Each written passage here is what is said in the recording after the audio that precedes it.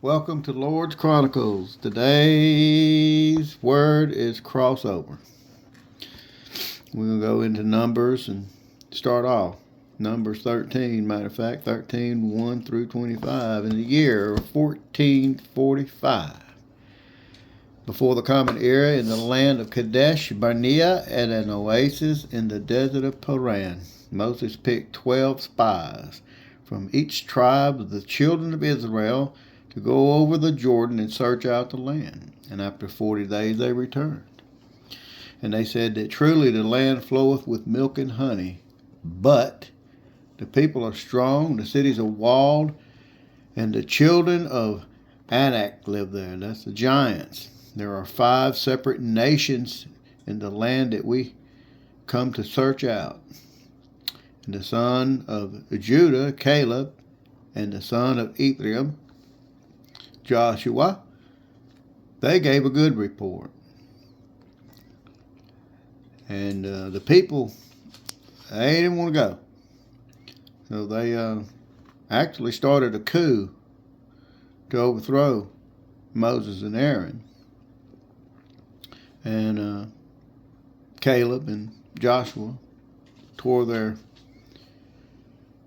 chelet, probably their clothes, and was mad, and the people was going to pick up a stone and stone them because they were scared, and they just wasn't going to go. And the glory of the Lord filled the tabernacle. And so they was going to get them a guy and put him in charge to take them back to Egypt. Now I find in here there was some consequences for their actions.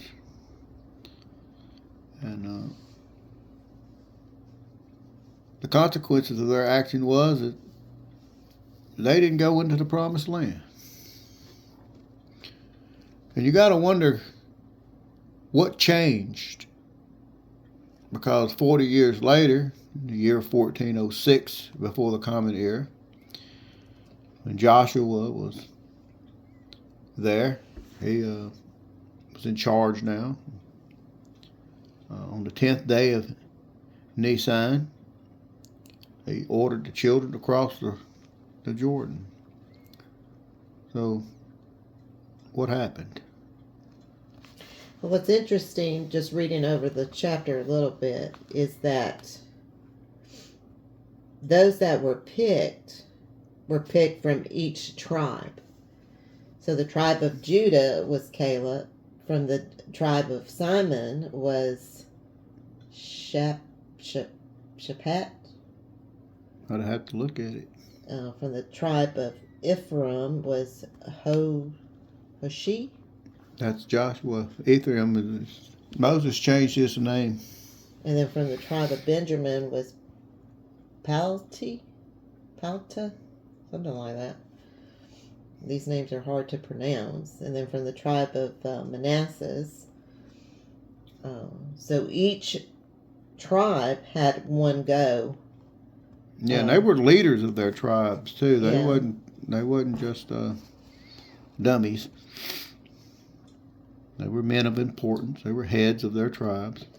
So all of these have come over from the actually from the very beginning, from Egypt, because it was Jacob's children, right? The Israelites. Those were Jacob's children. Yeah, all of these people here. So they're coming across. Yeah, they were the ones who come across pretty quickly, believe it or not. It didn't take them all that long to get from the sea, the Red Sea, the Sea of Reeds, to Jordan. Not really. It wasn't that long. But what happened is like we all know, that when they got there, they refused to go in. And what we're trying to figure out is why and what happened in 40 years. I've always been told that, it was just because the old ones, wouldn't go in. But we go to looking at this a little bit closer. we look at two words that jump to mind. One is faith, and the other one is grace. Well, obviously they had grace. God was with them the whole time. His mercy was more than sufficient for them. And there's no way, absolutely no way, they could not have belief and faith. That's impossible. They crossed underneath water, waves of waters through the sea. As a matter of fact, when they was going to reach and pick up stones and stone Caleb and Joshua and Aaron and Moses, there was a cloud. The cloud of the congregation was still over them. They still had that cloud and a pillar at night. So they was actually, and sort of like the presence of God when they was doing that. And then all of a sudden the presence of God filled the tabernacle. And all of these miracles that God had showed them, mountains moved, mountains on fire. There's no way they didn't have faith. Do you believe there was any way they couldn't have not believed, honey? Or Well, I would think that it's not that they could not believe. I think fear came in because they were told about the people that were living now in this particular area that they were going to go into. Because they, when they came back, they told them about the people who dwelt there. And they said that their cities were fortified, very large. And they saw, see, here's the key. These men that went over from the tribes of Israel, the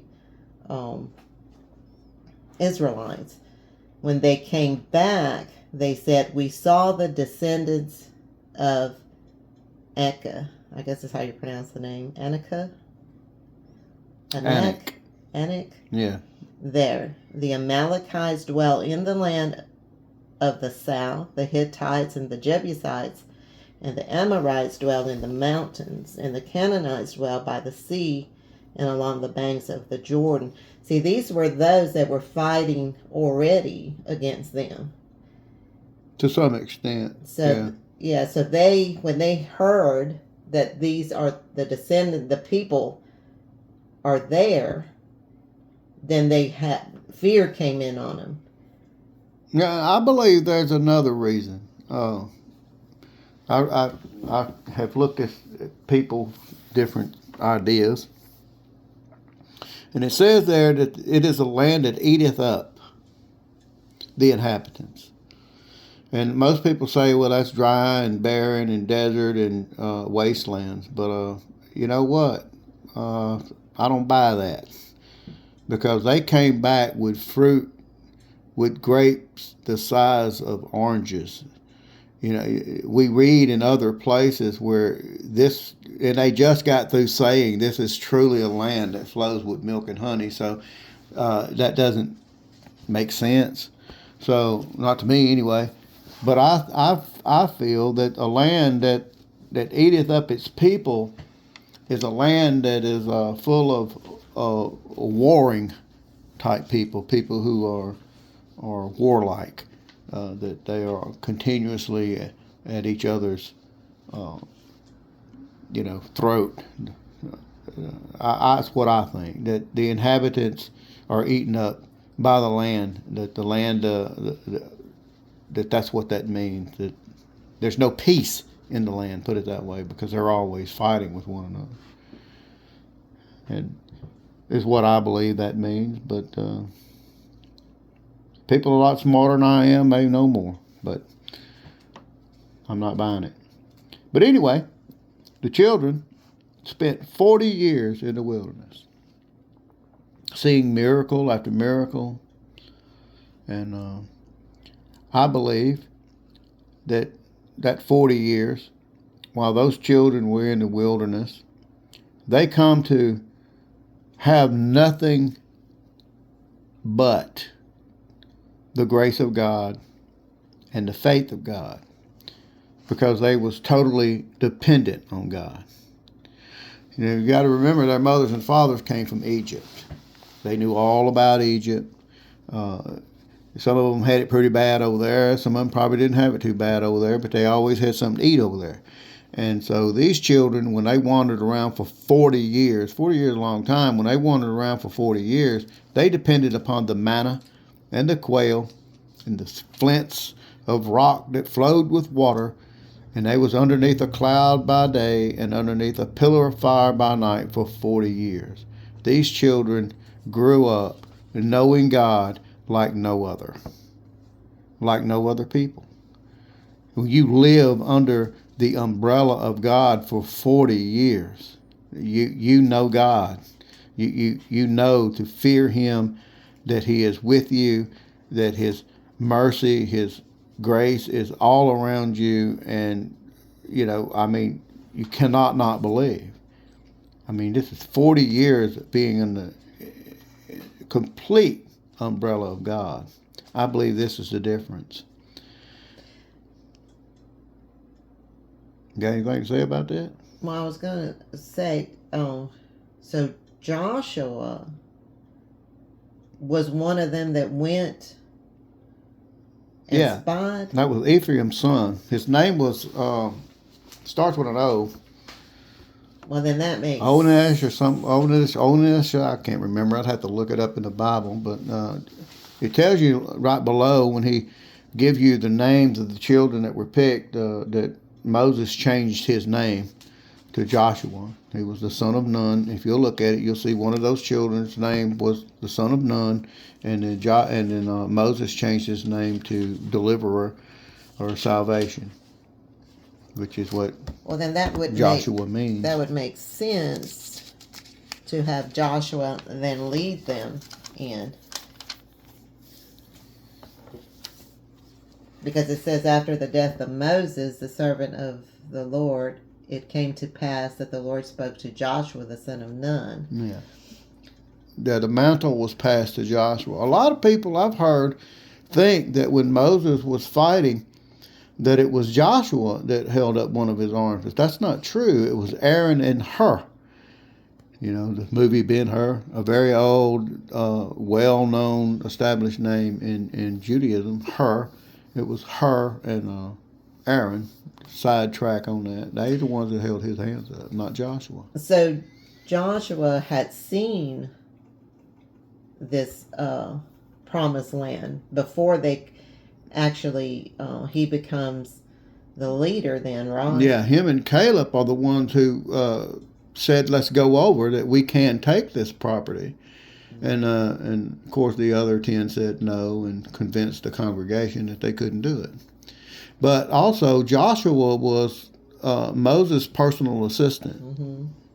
So he was around Moses when Moses was shining like a light and had to cover his face with a veil. So Joshua was pretty close to God, and the mantle just naturally fell to him. But what I find interesting is that even though their fathers had all the faith and grace in the world, they still couldn't enter the promised land. Now that throws a kink in some ideologies and some theologies. We are saved by grace, but yet they were saved by grace, by the mercy of God. They were saved out of Egypt and through faith. And surely they had faith in God because they followed Him through the waters. But still, even though they had faith and grace, they still didn't make it in to the promised land. So to cut it all pretty quick, because I don't know how far we're in on this, but it's trust. That's the one thing that the children had that the parents didn't, because they was always distrusting. We can't do it. We can't do it. We don't trust God. That's what they said. Well, God let us out here so He could destroy us. And then Moses goes into this elaborate prayer. God, don't kill them, because God was fixing to change His plans Some people think God's plan is established forever, but no, he was fixing to change his plans, and he was going to kill them all. And he said, Moses, I'll make a nation out of you better and stronger than all of them put together. And Moses said, no, if you do that, then all these other nations will believe their gods are mocking you, that you couldn't do it, that you're not that strong of a God. And so he did change God's mind so that he could save God's own face. And, so that's pretty interesting too. But the fact of the matter is that these children, after 40 years, they had no hesitation. If you'll read Joshua, you'll see these new priests and these new children had no hesitation. When he said go across the Jordan, they didn't complain. They didn't argue. They went across. He told them to circle the city for 7 days and blow your horn. They didn't complain. They circled the city for 7 days and Jericho fell. They had faith. They had grace. But most of all, they had what Joshua and Caleb had. And what did they have that the other 10 did not have? Trust? No. Yes. But it says that Caleb had a different spirit, and that I will bless you and you shall see the promised land because you come with a different spirit and you followed me Trusting. fully. So he had the spirit of trust because he followed fully. That's the one thing that the children didn't have, but the new children did have, was complete trust in God.